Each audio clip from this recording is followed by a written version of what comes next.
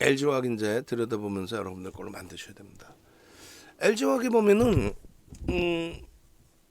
지속적으로, 그러니까 지난해부터 계속 지속적으로, 응?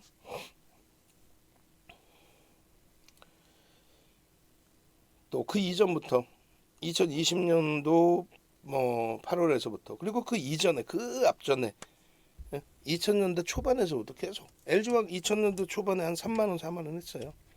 LG화학 그 CEO께서 회원가입을 하셔서 몇 년 동안 같이 매매를 하시기도 하셨고, 그러니까 지금은 이제 LG그룹의 인사위원으로 계시죠.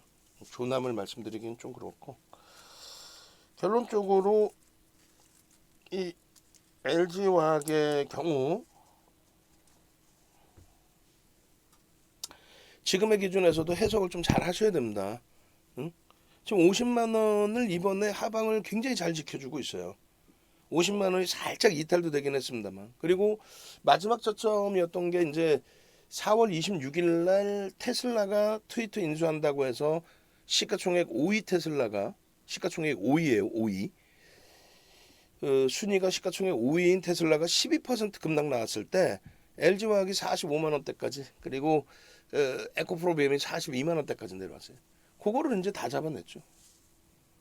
결론은 지금 계속 이제 50만 원대 초반 중반까지 해서 흐름을 전부 편입의 기준으로 설정을 잡아드리고 있는데, 가장 중요한 거는 이런 거예요. 어떤 거냐면 이 그 LG화학의 기업 가치가 이제 충분히 더 들여다볼 수 있을 만큼의 저평가 상태 맞느냐. 우리나라의 영업이익 전망치가 영업이익 전망치가 240조로 늘어났습니다. 그러니까 그 이전에 영업이익 전망치가 이제 222조 뭐 이렇게 형성이 돼 있었는데 240조로 더 증가를 한 거예요. 여기 보시면 222조죠. 이것도 순서를 지금 또 바꿔놨네. 참, 잠시만요. 이 원래 이제 순서가 이렇게 돼 있지는 않았는데 원고 작업하면서 좀 바뀐 것 같습니다. 이제 위치 제대로 설정을 해놓을게요. 그렇게 해서 현대로템, LG화학. 그래서 요게 이제 위에 있어야 되겠죠. 222조 정도 됐는데 그 부분이 이제 계속해서 인플레이션이라면서요. 인플레이션이 형성이 되다 보니 그 인플레이션이라는 게 뭐예요? 물가가 오르는 거잖아요. 뭐 상품 가격의 강세 이런 부분으로 해석을 하는 거죠. 그래서 결론은 이제 그 222조의 영업이익 대비 당연히 상장사 영업이익이 증가를 하는데, 거기에 영업이익이 그러니까 매출, 그러니까 가격이 판매 단가라든가 이런 거를 어, 인건비, 원재료 비용 이런 부분이 다 올라가는데도 불구하고 가격에 전이시키지 못하는 업종군은, 그러면 그 업종군은 뭐 시장에서 어려울 수밖에 없는 거고요. 예를 들어서 오리온 같은 경우가 지금 최근 들어 주가가 좀 많이 눌려 있어요. 눌려 있는데 오리온이 분기 그 실적을 2개월 만에 다 달성을 해줬다는 거죠. 제품 가격을 올릴 수 있었기 때문이겠죠. 그리고 마찬가지로 현대차, 기아 같은 경우에는 어때요? 판매 대수는 낮아졌지만 고마진 제품의 판매가 증가했죠. 그 가격을 올릴 수 있었던, 그것이 먹힐 수 있는 업종, 응? 그런 기준입니다. 그리고 환율의 효과 부분은 영업이익, 매출과 영업이익의 증가의 기준, 순이익의 증가의 기준을 갖고 오는 거고, 수출 관련된 가격 경쟁력하고는 의미가 없어요. 엔화가 더 약세를 튀니까. 원래 이제 엔화의 연동성, 그러니까 일본 제품하고의 가격 경쟁력이 형성이 돼 있었는데, 자동차 같은 경우는 전기차로의 그 승부와 고마진 제품의 승부가 먹혀 들어갔죠. 그리고 인도라든가 동유럽에서의 시장 점유율의 확장. 자, 결론적으로 이제 그 영업이익의 증가 부분이 이렇게 형성이 돼 있는 거고, 그리고 그 LG화학의 영업이익의 기준, 그 기준이 굉장히 크게 이제 증가했던 부분들, 2021년도의 기준, LG화학뿐만 아니라 이제 전체적인 실적 부분을 다시 설정을 해야 되는 거예요. 그래서 21년도 사업년도 결산 실적 순이익 기준 그리고 영업이익 기준 그리고 21년도 기업 결산 실적에 대한 전망치 전체 기업에는 이제 뭐 흑자 기업 478개사 뭐 전망치 이런 부분이 형성이 돼 있는 거고 3분기 영업이익도 뭐 굉장히 긍정적으로 기대해 볼 수 있다. 좀 일시적인 경기 둔화가 형성이 된다 할지라도 긍정적으로 볼 수 있다. 뭐 이런 내용이에요. 그래서 실적이 그러니까 기업 실적이 인플레이션 효과예요. 사실은 나쁜 것만이 아닙니다. 인플레이션이 그런 효과 부분이 있다라고 했을 때 LG화학도 그에 충분히 연동된다. 그 양극재 부분에 있어서 이제 긍정적인 해석 부분도 굉장하다. 2분기 실적이 어닝 서프라이즈가 나왔고요. 그리고 1분기 실적 어닝 서프라이즈 그리고 2분기 실적도 뭐 어닝 서프라이즈 수준으로 기대를 하고 있어요. 영업이익이 일단 올해 들어 3,800억 내년 4,600억 예상이 되는데 네이버보다 밑에 있고 삼성 바이오로직스보다 밑에 있다라는 자체가 말이 안 되는 거예요. 그리고 SDI 삼성 SDI하고 순위가 왔다 갔다 한다는 것도 말이 안 돼요. 왜냐하면 LG화학의 저 실적은 이제 그 LG에너지솔루션을 띄어내고 난 실적이란 말이에요. 합산을 하면은 비교할 대상이 아니죠. 근데 분사를 했다 할지라도 연결 실적이 있는 거니까. 그리고 LG에너지솔루션의 지분 가치 지분 81.84%를 갖고 있기 때문에 똑같이 그 같은 시가총액에서 움직임이 나올 수 있는 그 범위는 아니라는 거죠. 어찌됐건 뭐 1분기 실적 부분이 상상을 초월하게 시장 예상치를 넘어서서 어닝 서프라이즈 실적이 나왔다는 거고 2분기도 충분히 기대가 된다. 그리고 이제 PER 부분이 7월 1일의 기준입니다. PER 부분이 사실상 일반 동종 업계의 화학 업종의 PER하고 비교할 수는 없어요. 왜냐면 2차 전지 분사했더라도 그 영향력이 있기 때문에 프리미엄이 굉장히 많습니다. 하나솔루션도 사실 마찬가지. 태양광 그 프리미엄. 근데 지금 밴드 하단부를 보시면 완전히 대바닥권에 놓여져 있어요. 평상시 형성되던 LG화학의 그런가는 차이가 있다라는 거죠. 그리고 이 부분을 치울게요. 중복되는 부분은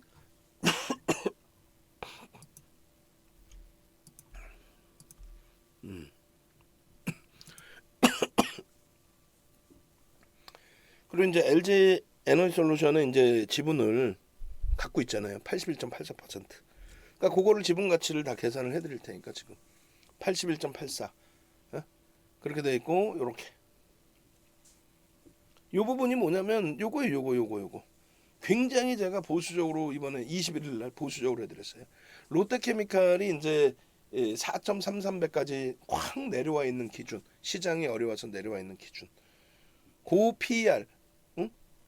LG에너지솔루션을 갖고 있지만 그거 다 무시하고 고 PER, 그다음에 업종 평균 PER 적용을 했을 때 시가총액이 12조. 말도 안 되는 거죠. 말도 안 되는 거지만 일단은 그 PER 부분, 화학 부분에 대한 PER 부분만 했을 때 12조 원에서 업종 평균 9.61배까지로 하면 33조까지는 나와요. 영업이익 추정치가 이제 3조 4천억까지 순이익 영업이익이 아니라 순이익 추정치가 3조 4천억까지 형성되기 때문에. 그리고 LG에너지솔루션을 21일 기준에 이제 90조 원 수준의 시가총액으로 설정을 했을 때는 81.84%에 대한 프리미엄 50%만 붙였을 때 그게 37조. 그리고 고점 대비해서 한 70% 조정을 받아버린다. 왜냐하면 카카오뱅크, 카카오페이, 크래프튼 뭐 같은 업종군이 같은 종목군이라고 볼 수는 없지만 그들의 고점 대비해서의 조정을 감안했을 때 프리미엄이 녹아져 나갔을 때 최악의 경우 고점 대비 70% 그럼 시가총액이 40조로 뚝 떨어져요. 근데 제가 볼 땐 그게 맞아요. 사실은 실적이 안 되는데 어떻게 90조 100조를 하고 있습니까? 40조까지 만약에 내려온다면 그러면 16조예요.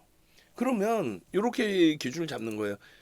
화학업종의 기준에서의 시가총액 그리고 LG에너지솔루션 기준에서의 시가총액 가장 낮게 아주 낮게 가장 낮게 설정한 게 28조.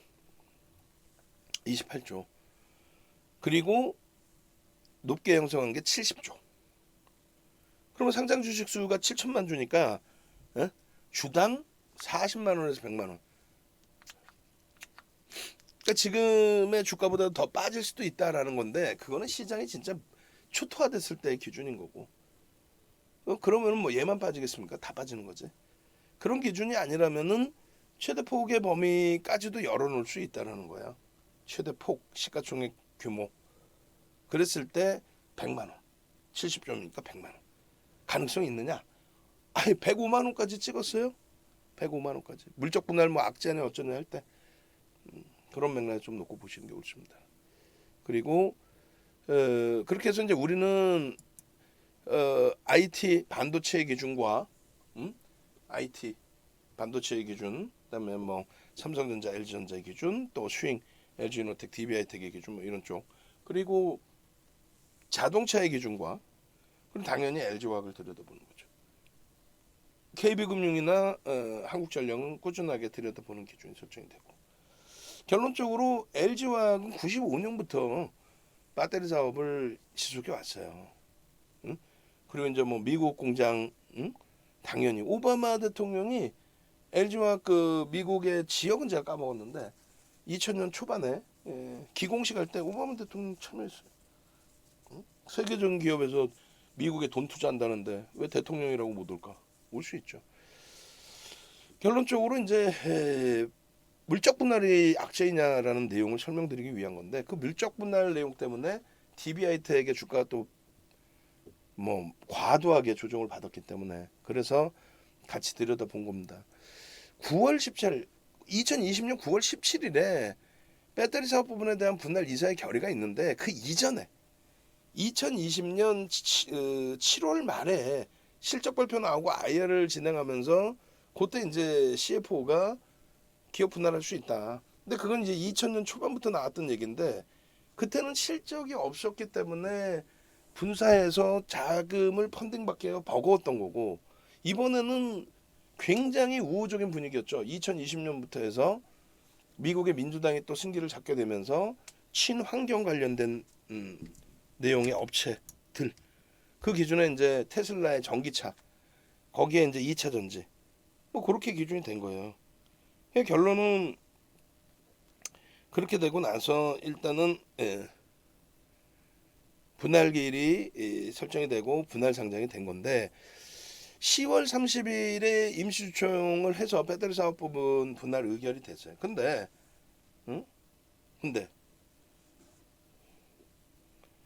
문제는 뭐야? 전날 그 60만 원 공방까지 밀려 내려가고 80만 원대에 놓여져 있다가 25% 정도 조정을 받은 겁니다.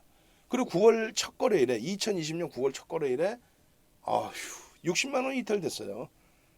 물적 분할 내용과 함께 리콜 사태까지 현대차 쪽하고 또 해외 쪽하고 그 두 군데 리콜 사태까지 두들겨 맞았는데 그 저점이 60만 원. 지금의 흐름은요 50만 원 이탈되고 막 내려왔던 흐름은요 그거는 물적 분할이 아니라 시장이 깨졌잖아요. 글로벌 시장 전체가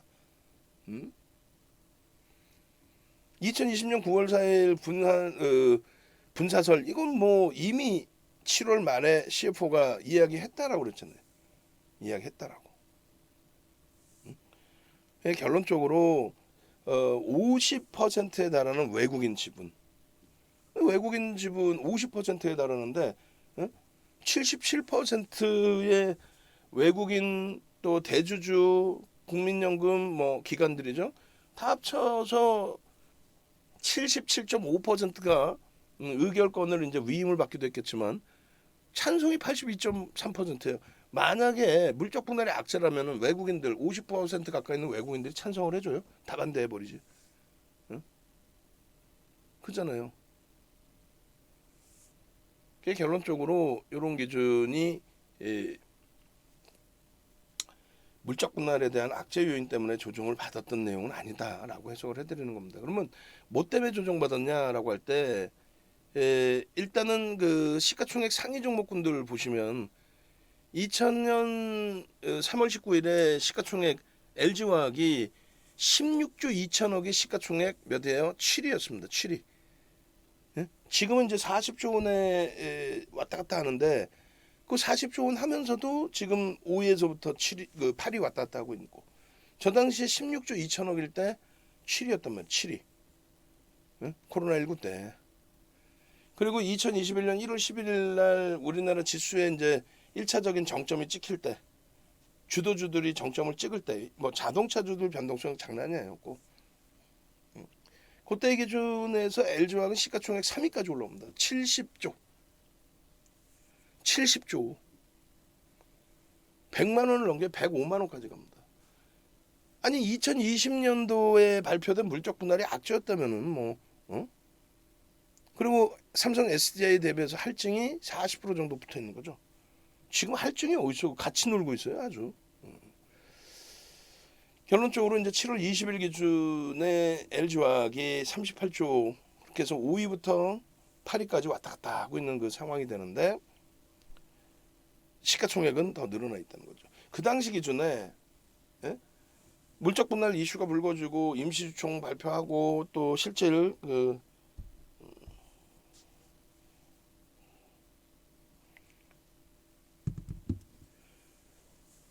실질적인 조정이 나왔을 때 기준이 2020년 9월부터 뭐 기준이 되겠죠. 8월에 정점을 찍습니다. 7월 31일 날 물적 분할을 할 수 있다라고 CFO가 분명히 IR 때 얘기했는데 그날 이후부터 폭등이 나왔고 그리고 이제 뭐 리콜 사태 두들겨 맞고 물적 분할 뭐 얘기 나오고 이사해결이 되고 차익 실현 요구 나왔죠. 그런데 보시면 LG화학이 241%, SDI가 182%, 이노베이션이 258% 이렇게 움직였어요. 물적 분할 얘기가 안 나왔어도 차익 실현에 대한 욕구가 튀어져 나올 그 시점이라는 거죠. 시가총액 극대형주가 저러한 상승률이 나왔는데 아무리 코로나19 때 과도하게 밀렸다 할지라도 그래서 그 조정폭이 나왔던 거지 물적 분할이라고 얘기하기는 어렵습니다. 그렇게 된다면 LG화학이 가장 많이 빠졌어야죠. 똑같은 조정에서도.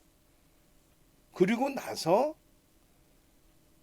2020년 11월부터 2021년 1월 그리고 2월까지의 정점이 105만 원, 71조까지 올랐던 거예요.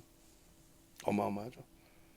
결론적으로 LG화학의 이걸 또 이렇게 잡아놨네. 난 참 LG화학 이걸 지우지 말라고 얘기를 하는데도 이게 뭐냐면 이제 방송에 LG화학 부분에 대한 개장 전 상한가 따라잡기 종목으로 이제 올려드릴 때 LG화학 이 부분을 이제 감추다 보니까 X로 해놓은 거야. 그런데 저거 일반 원고에는 좀 빼라고 했는데도 옛날께 섞여서 있는 것 같습니다. 자, 4월 28일 이 기준이 이제 4월 26일 날 테슬라가 부정적인 해석이 형성이 되면서 그러니까 테슬라가 이제 트위터를 인수한다라는 내용. 시가총액 5위인 테슬라의 주가 변동성이 12% 급락이 나온 게 26일. 우리나라 시간 기준으로 27일. 그렇게 되면서 45만 원대까지 미끄러졌다가 돌려진 거죠.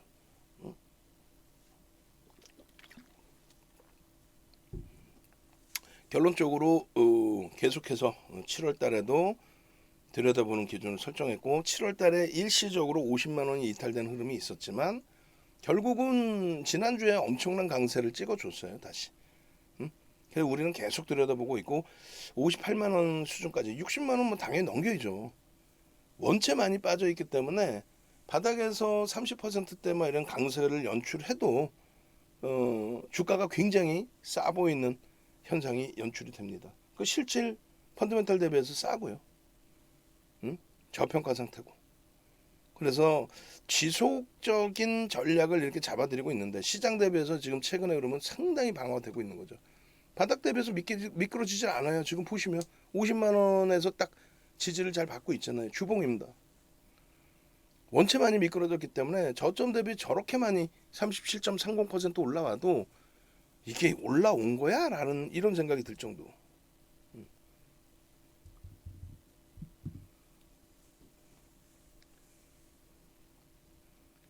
결론적으로 이제 이러한 뭐 샛별행이 됐든 캔들을 기준해서 들여다볼 수 있는 범위에 요게 이제 그 그 내용이에요. 아까 말씀드린 저 원본 자락을 저쪽 위치에다 넣어놨어야 되는데 저게 물적 분할 이후의 흐름의 기준이 됩니다. 물적 분할. 그래서 이렇게 다 들여다보시고 LG화학은 결론은 주력주에서의 편입 비중 설정 범위를 가져가야 된다. 예? 지속적으로 아시겠죠? LG화학은 우리는 가져갈 거고 여러분들도 이러한 부분에 있어서의 전략 부분을 잘 설정을 해서 보셔야 돼요.